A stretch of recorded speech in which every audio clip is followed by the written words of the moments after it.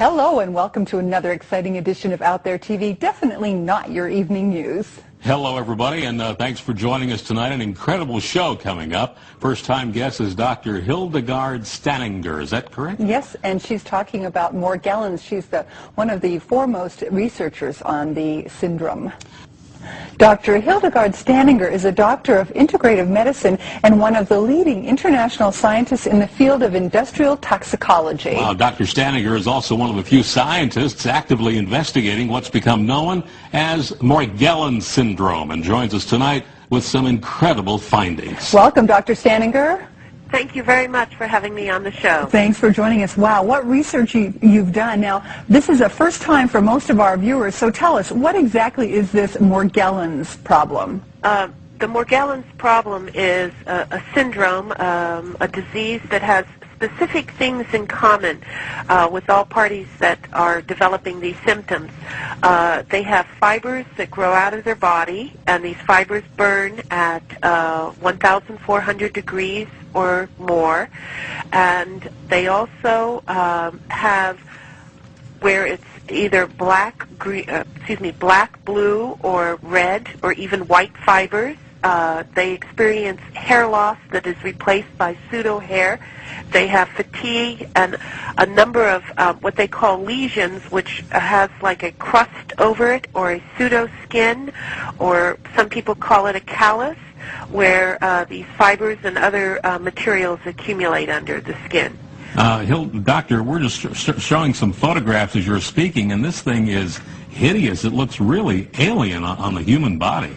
Well, it is a true foreign invader, meaning a foreign invader is something that comes into the body and is not recognized by the body and attacks the body's defense mechanism.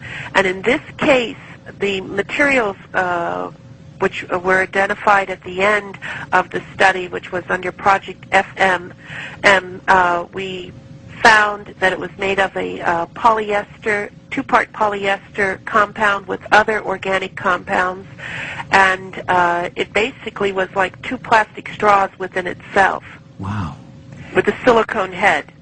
Okay, you had something on the website that was a golden head. What is that in relation to? Now the golden head, which was identified in the very beginning, we went in stages. Let me just explain what the stages were. The first set of tests that were done, which were using toxicological pathology methods, which were done by a colleague of mine, Dr. Rahim Karju, and myself, and identified what was the physical nature of prepared slides that were sent to us by a person that was diagnosed with Morgellons, and also was sent to us by the hospital in New Hampshire. And that showed silicone present and also silica, crystals, okay? Mm-hmm. That was in phase 1. Phase 2 showed high-density polyethylene fiber and other compounds being present. And then phase 3, which was the combination of approximately 24 samples that were sent from around the world, and also the comparison to a chemtrail sample that was sent to us from Texas. Wow. And two of my patients and Dr. Spencer's patients that had Morgellons, and that showed that it matched to the chemtrail sample that was in Texas versus these other two people. One lived in Signal Hill and the other one lived in Long Beach. So we're showing something that we learned from the website. These are fibers that came from a chemtrail sample. Now, how did that come to you? What did it look like when you saw it just with the naked eye? Well, what it looked like was just like cotton candy, mm-hmm. like just white cotton candy in a bag, and then also a twig was attached. Because the person who took the sample saw it falling from the sky and was able to gather it and date it when they gathered it and put it into proper Ziploc bags.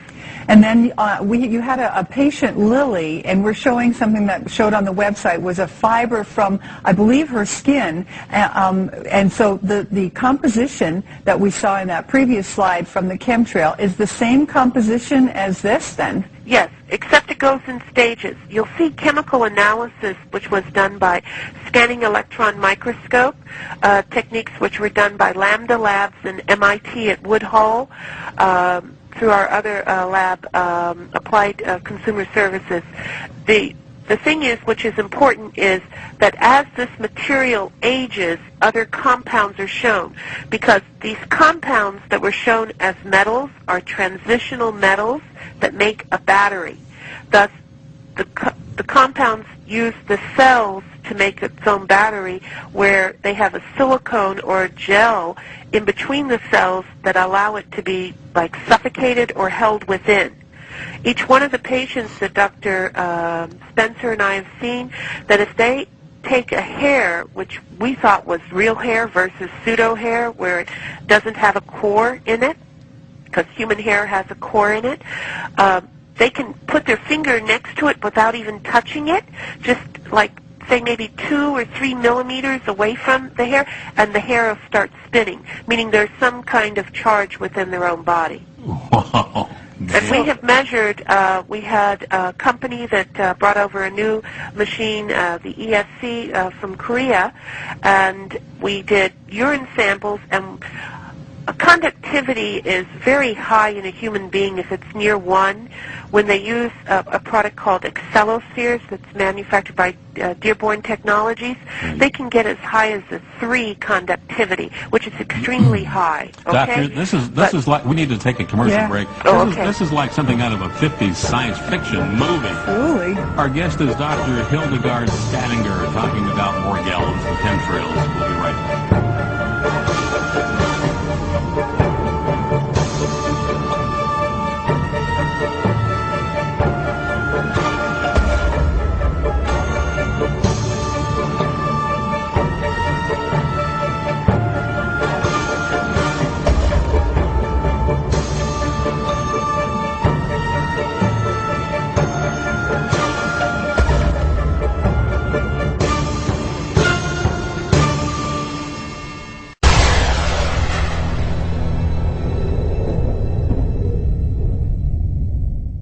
Trying to call Okay. me, Oh, sorry.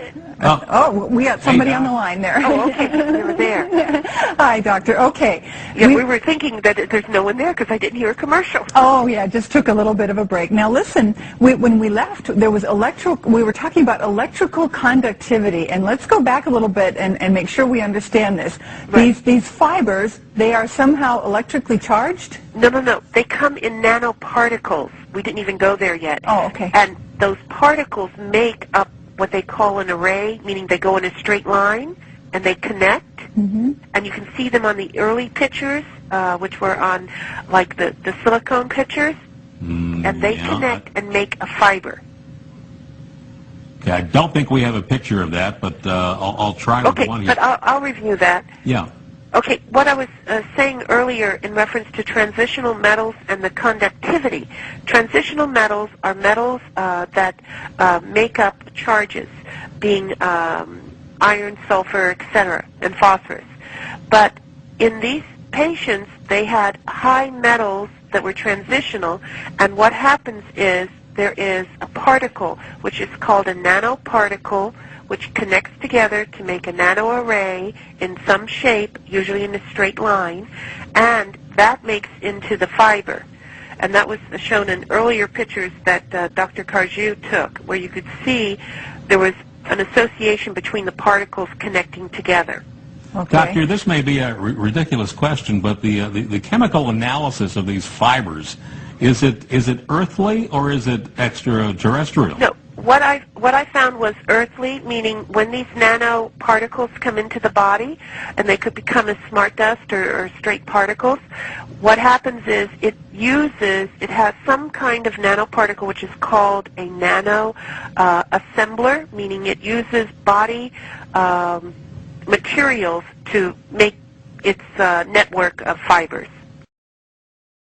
Some kind of nanoparticle which is called a nano assembler, meaning it uses body materials to make its network of fibers. Okay. And I compared it to, we had a sample of a meteorite, which was supposed to be from Mars, I believe, and that meteorite did not match the composition of what the fibers were. It was like someone who had Morgellons touched the meteorite and gave Morgellons to the meteorite, and the fiber, the nanoarrays used the building materials of what it was associated with, which was on that meteorite. So it's kind of like a parasite then.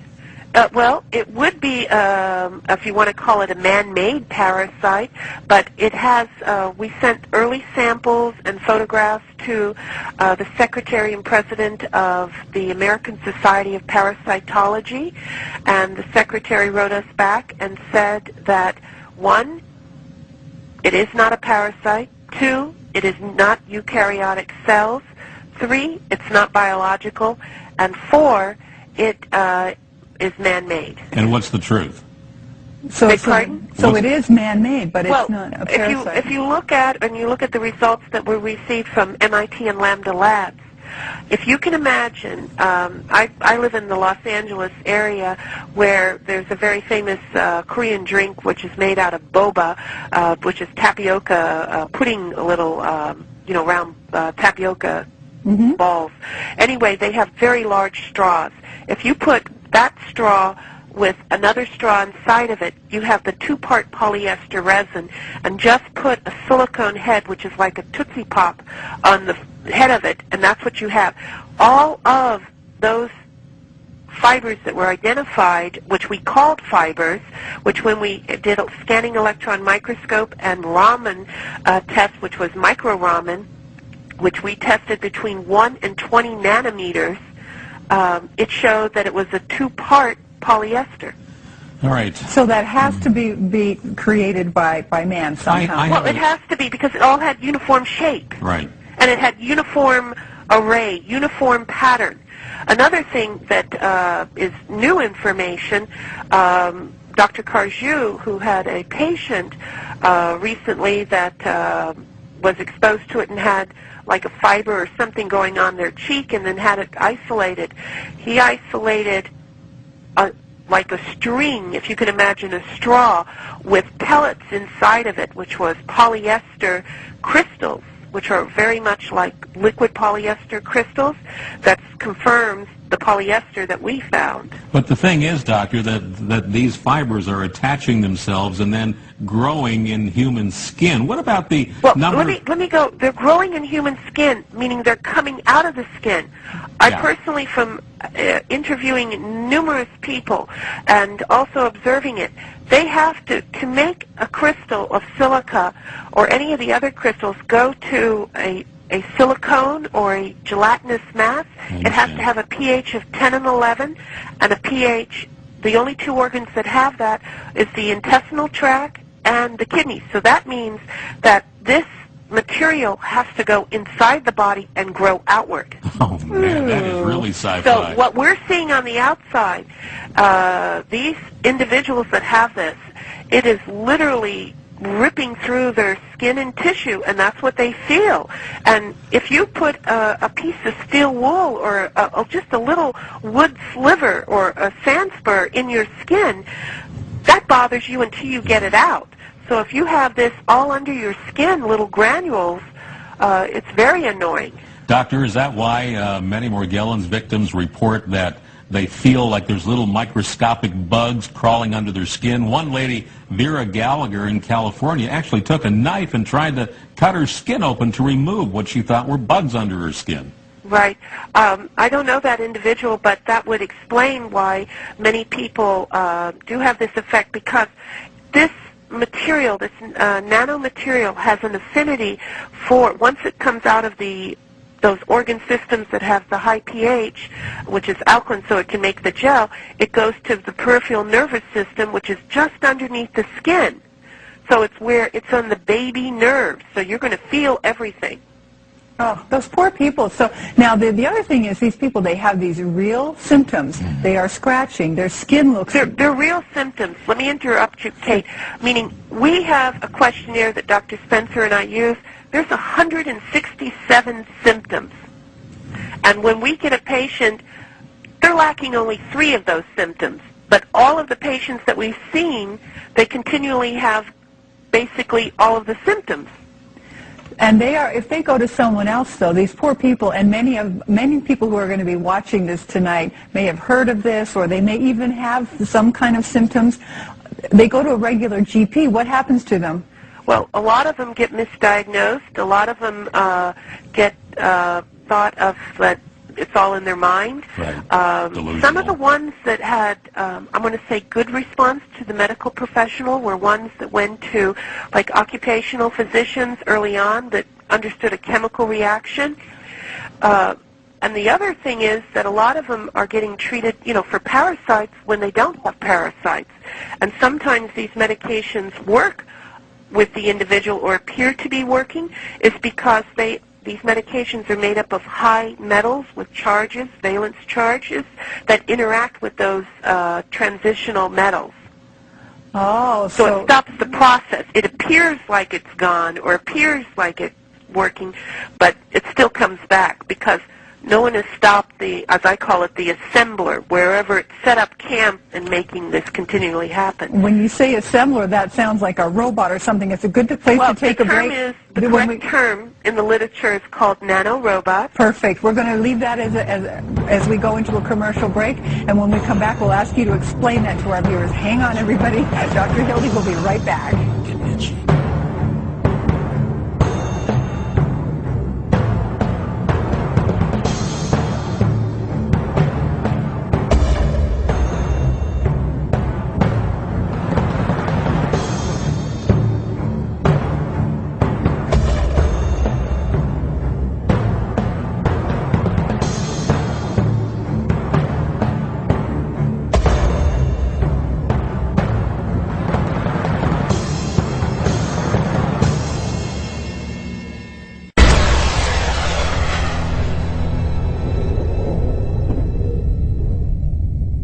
Okay, before we get back to the nanorobot question, our assistant producer asked, have there ever been any cases that you're aware of where infants would have been born with this? Say their mother had it or something. Have you ever dealt with... I have not worked directly with any, but I do know that there has been some babies born with it. And this was told to me by Shoshana Allison, who's been my immediate person to collect all the information. Yes. Shame. Can you imagine being a little baby and dealing with this? Wait, you've got something on your cheek here. Well, stop it. Now, tell us about these nanorobots. Well, nanorobots are either they can be, in this case, more like chemical made materials which have a specific function. This is very similar to what we've experienced in everyday life as memory foam in our beds. It always goes back into a certain position. With nanorobots, they go into a certain area. They're programmed to go in there, made to go into there, and only do one function or multiple functions. And in this case, make a network that is very similar to a fiber optic network. So within the body. Okay, fiber optics, and you earlier said something about silicone. Now, has there ever been any relationship? I'm sure people would wonder, okay, if somebody had, like, say, silicone breast implants, could that have any bearing on this? Yes, this could, because it could be a media to grow in. But the individuals that we have tested that had the silicone and the silica crystals, they did not have any breast implants. They did not have any type of prosthetic or anything that could be related to silicone or silica. So it's got to have come then from the environment. Now, we know of one case for sure where the chemtrail fibers were found, and you could maybe put it together. That was in 2 cases. Nano and also Lily. And yes. Lily, okay. But there are chemtrails everywhere all the time. Correct, and they could have other chemicals in it. But one key that what I'm calling the smart dust, where smart dust is a very, very small particle at nano size that has a specific function. This looks like, if you look at certain times of the day and you see dust, but it's not dust, it's like an iridescent glitter. Very specifically different than regular household dust. Yeah. And this would be in areas where we have seen that. You know, Doctor, I got one of those 10 million watt spotlights. You go out at night and point it up to the sky, and you can't believe what's floating in the air. I mean, it's really disgusting. Right, and if you're seeing this iridescence, which looks like just like glitter, that is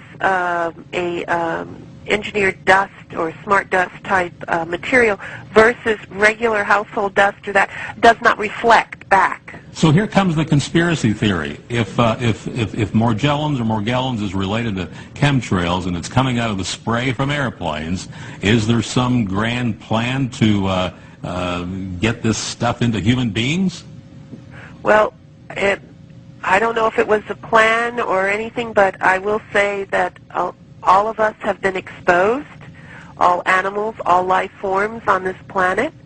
It's just a matter of what our genetic makeup is, what we have been chemically poisoned with as an industry, meaning working in industry versus living in certain polluted areas, that is allowing this to manifest more rapidly in individuals than ourselves. Now, is this considered, like, if you're handling this, you must be very careful. Is it something that could burrow its way in, like contagious? Well, I don't consider it contagious because what I've observed is that it has to have a specific chemical composition, and if, like, I'll give you an example, like the ones where they have the lesions, where they have the discolorization of the skin, they have a lot of porphyria in their body, which is from pyrols, and thus chemical composition of pyrols. And I basically know that it's a man-made machine, as I call it. So it's not going to be likely passed from person to person. If No, they're going to have to get it from the thing is, and why people can, I'm going to call it, be exposed and get it from other individuals, is that those same people may be exposed to the same chemicals that this other person has been exposed to. Got you. Yeah, That allows it to be a growth media for these assemblers or whatever is going on. Gotcha. I don't care if it's contagious. I mean, we have a picture there. I think it's number 7. If my own mother had that on her lip, I ain't getting anywhere near her. I'm sorry. Well, Yeah, it's very hard. And also, being that there's technology where these, what we call liquid crystals, meaning that they're crystals where they have different DNA, just as I said earlier in my early papers and other shows that I've been on, where they have DNA plasmids. These DNA plasmids can be certain bacterias, sea anemones, shark venom, whatever it may be, okay? But it's where other scientists may not have found it or anything and call it parasites or whatever they may want to call it, because they never were able to get a whole matter of it, meaning a whole organism. So they're just going to compare it to a parasite, or think that it is a parasite. But I would like to see some of them, do some DNA or something analysis. Sure. Doctors, now, what's the CDC? I mean, we did, but we only got chemicals, Right, right. What does the CDC do, or are they doing anything about this? I honestly don't know. I know in the very beginning, which was way back in September, October of 2006, they were going to do a study in California. Then they changed it to do it go back to Atlanta, and then do it out of Texas. But to my knowledge, I have not heard anything that they've done anything. Doctor, how many people, it's okay, how many people are you estimating have this affliction just in the United States? Early on, when the end of the statistics at the first of the year were over 60,000 in the United States, 100,000 worldwide, with an expansion rate of 1,000 a day globally. Oh, my word. Now, you said 60,000 in the U.S. Is there any specific part of the country? It seems more likely. 26% is in Southern California. The other majority is in Texas and Florida, but it is spreading. There is a relationship to, I'm going to call it specific cities that have higher incidence. And a friend of ours who's a chemtrail expert in Los Angeles says the chemtrail spraying there is just out of control. It's amazing. Do we have to do a break? Yeah, we have to do a break. We're going to take just another short break, and when we come back, see if there's something we can do to help people prevent this affliction. Stay tuned. We'll be right back with Dr. Hildegard Staninger. Okay, we had another question from the control booth, and I think this is a pretty good one. If these fibers or whatever they are nanorobots are falling from the sky somehow, can they somehow embed themselves in plants? Has there been any evidence so that when we ate something that had landed on, we could get it that way? Yes, there has been evidence early on from plants, animals, even seafood. Oh, for heaven's sake. Meaning it's global. It is raining. Once you've seen it, example like in some of the pictures where it has those clear, like hook-like features, you can see it on other living forms of life. Doctor, I'm becoming very scratchy sitting here tonight. You know, this may be a crazy question, but like at what temperature, maybe this will tell us something, at what temperature do the fibers that protrude from the skin burn at, and do they melt? We had none of them melt. We had them go as low as 600 degrees Fahrenheit to as high as 1,400 degrees that we tested. And they don't melt? No, they don't melt. They break apart, but they're still all together. Holy cow. Now, and one of them broke apart, and that's what you got the golden head. Meaning it was a complete fiber burned at the end, 1,400 degrees, and it showed the golden head. I think we should get Spock in here, maybe. Yeah, really. No, this is really... One of my questions, though, is, okay, we've got perhaps this falling from the sky. Obviously, you found that it's in the food we eat, even seafood. How can do we need to build our immune systems? What can help us with this? What this particular thing that we found is that it never stimulated the immune system. So in the very beginning, it's like... if it doesn't stimulate the immune system because it's so small, the immune system can't send out the white blood cells in the soldiers to fight it, okay? Gotcha. So what you have to do is just basically keep your body healthy, and please use good intestinal fiber and Jerusalem artichoke powder and other types of nutrients like what are being developed so that you can maintain good digestive health, because I personally think that, well, I know it's starting in the intestinal tract, thus the first organs that are formed are the GI tract. So if you can keep that, okay. if you can keep that cleaned out then and healthy, it doesn't have a chance to grow. Assemble, correct. Assemble. Correct. Yeah. Okay, I get you. So right, and that's with any chemical. Right. You've got to remember that 35% of the minimum absorbs back into the intestinal tract. So keep your digestive system in good health, doctor.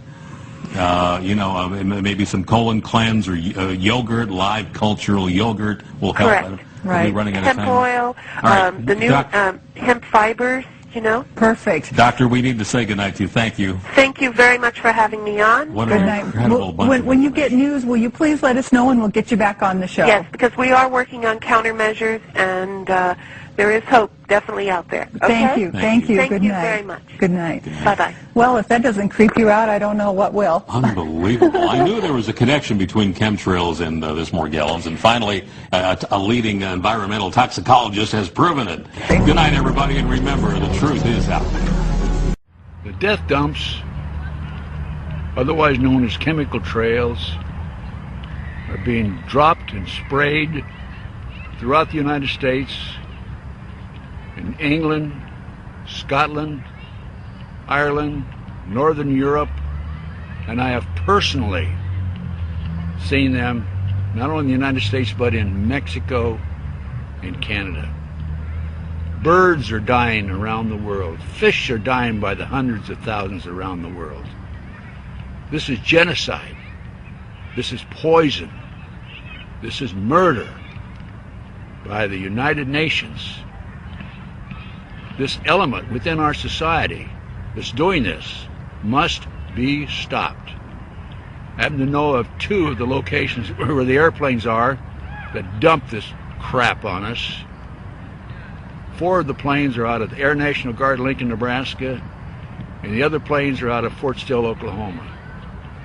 I personally have observed the planes that were standing still in Nebraska, Lincoln, Nebraska, at the Air National Guard. They have no markings on them. They're huge bomber-like airplanes with no markings. This is a crime against humanity, a crime against America, a crime against the citizens of this great country. They must be stopped. What is wrong with Congress?